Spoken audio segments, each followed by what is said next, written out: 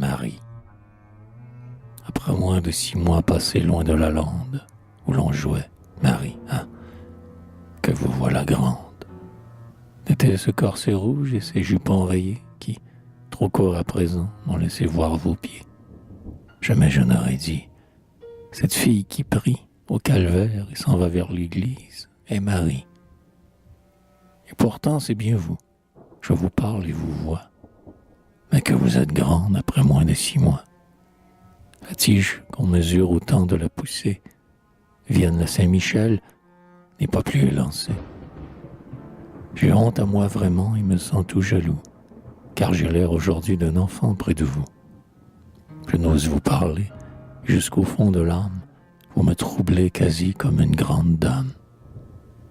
Cependant, jeune fille, ainsi que l'an passé, causons. Voyez, le fils à peine est commencé, et nul sous le portail ne viendra. Prenons garde. Voici que le sonneur de son banc nous regarde, et j'entends sous le mur le petit Pierre Hello, qui chante en écorchant son bâton de bouleau. Eh bien, tout cet hiver, au logis toute seule, et le soir, travaillant auprès de votre aïeul, songiez-vous quelquefois à ceux qui sont au bourg? Moi, je vous appelais au maïs, le long du jour. Je disais, quand viendront les vêpres du dimanche, et ma brune Marie avec sa coiffe blanche, quand reviendra le temps d'igner des chansons, et le jeu d'osselets derrière les buissons. Mais j'appelais en vain. Durant l'hiver, les fièvres, Marie, avaient jeté leur feu noir sur vos lèvres, et votre bonne mère, en ses 2 pauvres bras, vous serrait et mouillait de ses larmes vos draps. Et puis, baisant la terre, aux anges, à la Vierge, jurait une neuvaine et de brûler un cierge, et que, s'il vous sauvait sur ses genoux un jour, 2 fois de leur église, elle ferait le tour. Ouais, j'ai su ces tourments, ces cris de toutes sortes.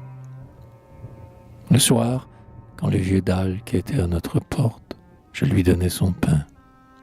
Ah, disait le vieux dalle, la mère a fait un vœu, car sa fille va mal.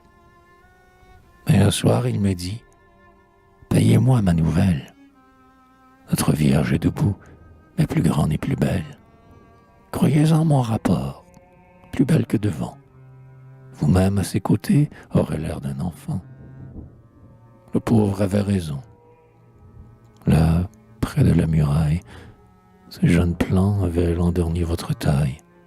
Il a poussé depuis. Voyez votre hauteur. Vous êtes tous les 2 de la même grandeur. Un jour d'avril, ici, sous le porche de pierre, tandis que dans l'église on faisait la prière, je parlais à Marie en secret et tout bas. Mais elle m'écoutait et ne répondait pas. Elle était devant moi distraite et sérieuse. Oh, non, ce n'était plus Marie, enfant rieuse, car son corsage plat, son pied vif et léger, on eût prise de loin pour un jeune berger.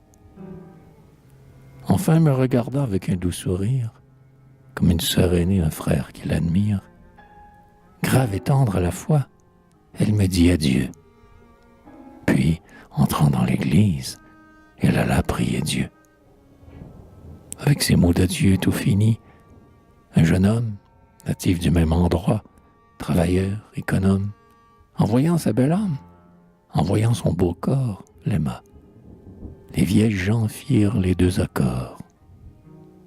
Et toute à son mari, soumise en son ménage, bientôt elle oublia l'amoureux de son âge. Au sortir de la messe, quand l'heureux rival, assise entre ses bras, l'emportait à cheval, quand la noce passait, femme et jeune fille, remplissant le chemin du bruit des 2 familles, celui qui resta seul, celui-là dut souffrir. Il mit tout son bonheur depuis à s'enquérir de celle qu'il aima, de chaque métairie qu'elle habitait, du moins. Le savez-vous, Marie?